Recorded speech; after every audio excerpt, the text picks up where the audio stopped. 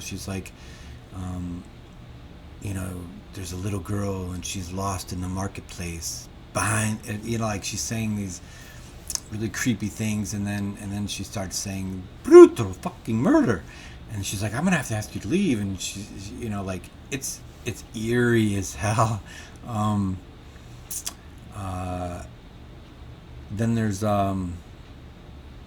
oh yeah, the cowboy scene from Mulholland Drive where the lead actor is told to drive somewhere and meet with the cowboy, and I guess that's a real dude that Lynch is friends with, who I believe also fancies himself a Los Angeles cowboy, and he's not an actor. And like in that scene, if you listen to like commentaries and stuff,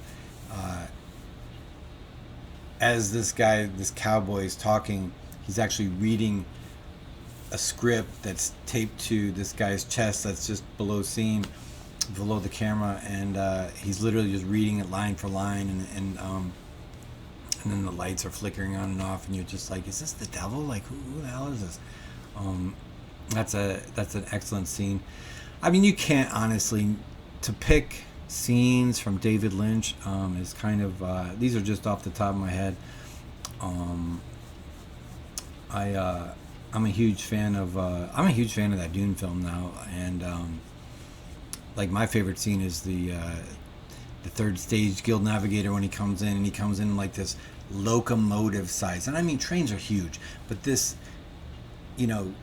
alien, this third stage guild navigator that folds space and time and has been mutated by the spice melange, like that's how he starts the film.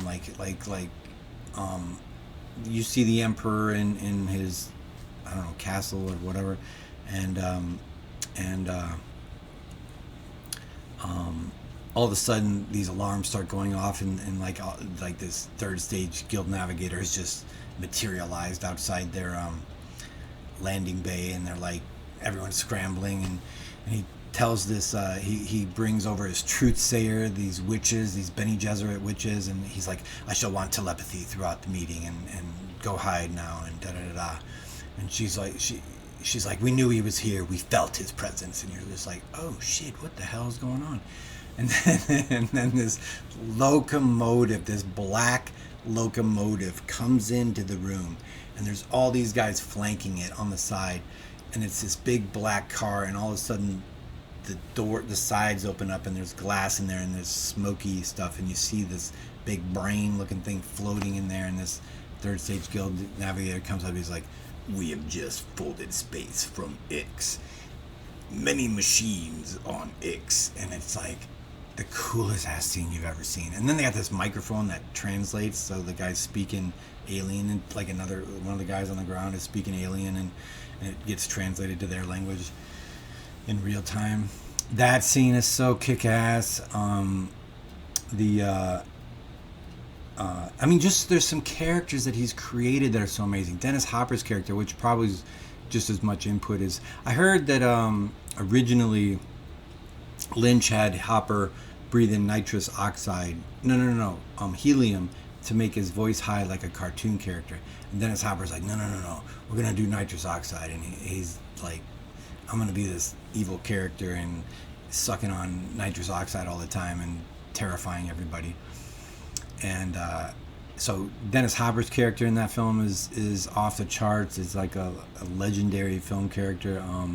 Bobby Peru from Wild at Heart, and I mean, again, you can't possibly name all the amazing scenes and characters of David Lynch. Even he did this, so they reconstructed a Lumiere. The Lumiere brothers are the first people to make these two French engineers or photographers made the first film camera. And so on the 100-year anniversary of that, they rebuilt this little box Lumiere film camera that these guys made, and then they gave it to like 50 directors or something and said, you have 3 minutes of film, make a scene, you can't use cuts. Well, David Lynch did that, but he cheated. That he had it set up so you could film 3 scenes, and then by moving the camera over this partition, it would look like a iris that's not the right transition, but there's a type of transition where from the side it's like an iris opening and iris closing, like Kurosawa and George Lucas do that all the time. A wipe. So it's almost like a wipe. So they did this. They had this thing set up so the camera when it.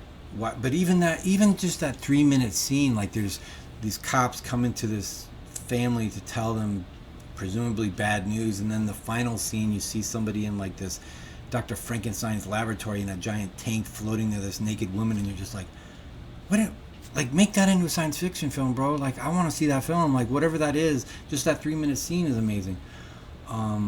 So even though I'm this huge Lynch fan,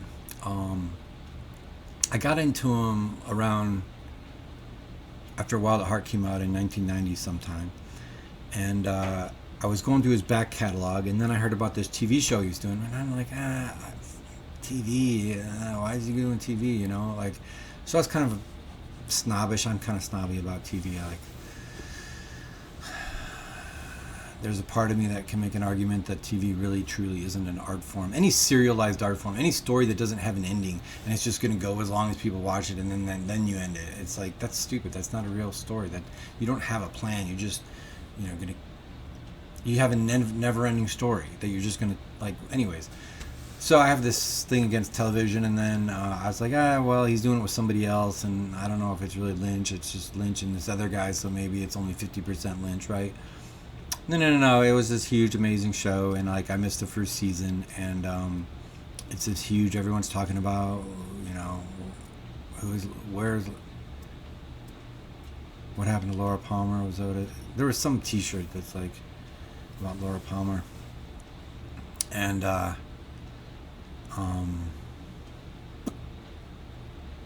so once you miss the first season, this was back in the day. It's like you're out of luck. Like I can't. Second season starting, it's like I haven't seen the first season, so I never really.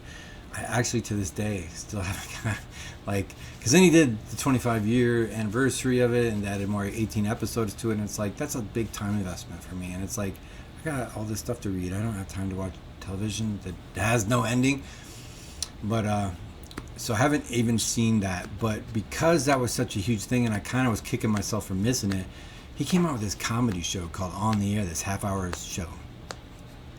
And I have it on video. I have it on videotape. Like I taped it off the television, and I thought that was the funniest shit ever. I love that show.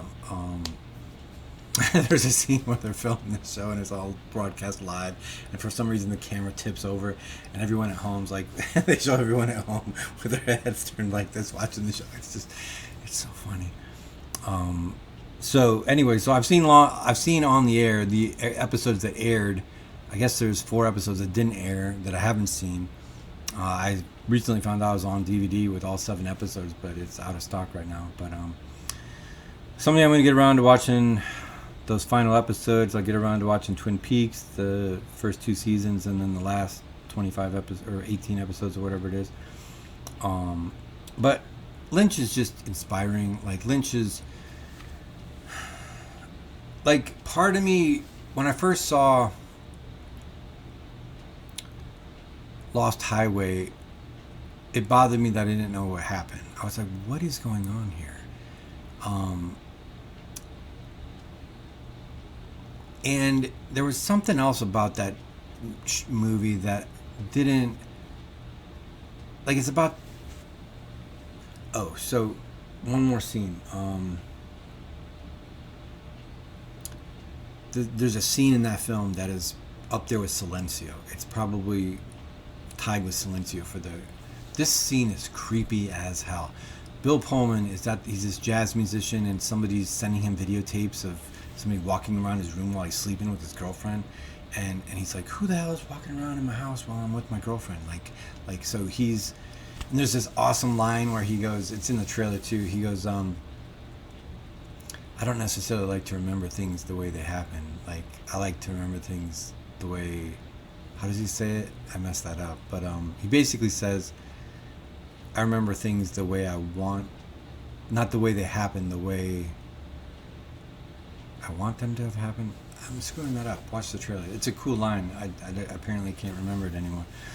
But there's a scene in there where he's at this party and he sees this guy, and he's this weird looking guy, and he's kind of shorter and really pale, and he doesn't have eyebrows, and his hair's slicked back, and he's got these dark kind of spooky eyes, and he just starts staring at him, and all of a sudden there's like all the chit chatter. Like when you're at a party, there's just all this background noise. Like if you're standing talking to somebody, it's like impossible to understand the conversation because there's just so much other sound and chaos and cacophony around you. And as soon as he locks eyes with this guy, like it's just like there's a dimmer, and just all the sound just drains, and it's just now silence. And then he goes and then they kind of zoom in, and so you're just with these two characters, and he's like, "Do I know you?" And he's like, "Yes, we've met before." "Where?" It's like, "At your house." And he goes, "At my house?" And then he's thinking, "Wait, is this what?" Because he's getting these videotapes, and he goes, and then this little guy goes, "I'm there right now." "What do you mean?" "Call me." And he pulls out a cell phone and hands it to him, and it says, "Call your house." "What?" So he's down on the phone, and he's like, "Hello," and he hears that guy's voice. And then they like synchronize. They're like, "I told you." And it's like he goes, "How'd you do that?" And then this guy starts laughing, and there's like this echo, and you hear it in the phone. It is terrifying. Like there's just scenes like that you just watch, and you're just like, oh my god, like this is the film's worth it just to see that scene. But also it's a pretty sexy film too. Like if you want to there's some beautiful Patricia Arquette in that scene, in that movie, believe me.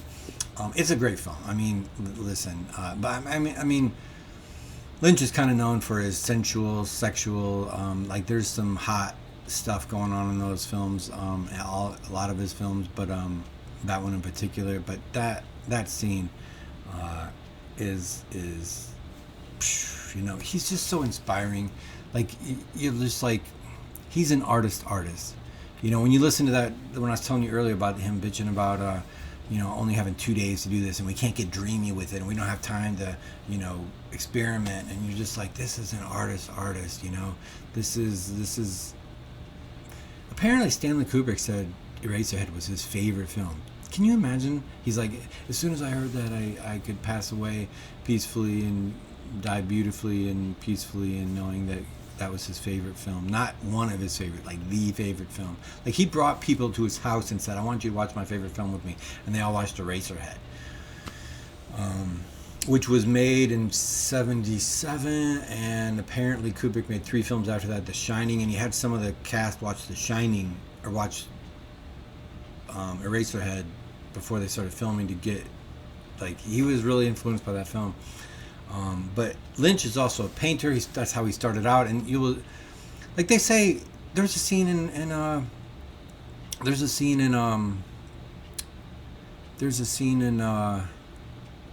Wild at Heart. Like they were filming this scene in a bar, and he's like, "No, the door can't be there. The door," and I think they were on set. Like I don't think they were on location, and so they asked permission for the bar to move the door of the bar from one side to the other, to the middle or something like that, and they cut the door out and they rebuilt it into the wall where he wanted. And then there's another scene where he's like, "What I want someone to walk in the background carrying a piece of PVC pipe that's painted red." And you're just like, you will see the painter, and he's also a photographer. He has a book of photography, at least one that I've seen. He was a painter, or is a painter. He designed a bar. Silencio Bar is in Paris somewhere. But he's a musician. And about 2 weeks before he died, I just was like, I need to hear that Ghosts of Love song. And I never know the name of it. I was just typing like Love is Strange. And it always pulls up Ghosts of Love, David Lynch. And I'm like, oh, that's the one. That song, which also appears in Inland Empire. So check that song out. Like, I love that song. Like, I was like, does somebody make music like this other than David Lynch? Like, is there a genre of music? Like, people say that in the comments too. They're like, where do I find this genre of music? This song, this is like, it's like bluesy and rocky and not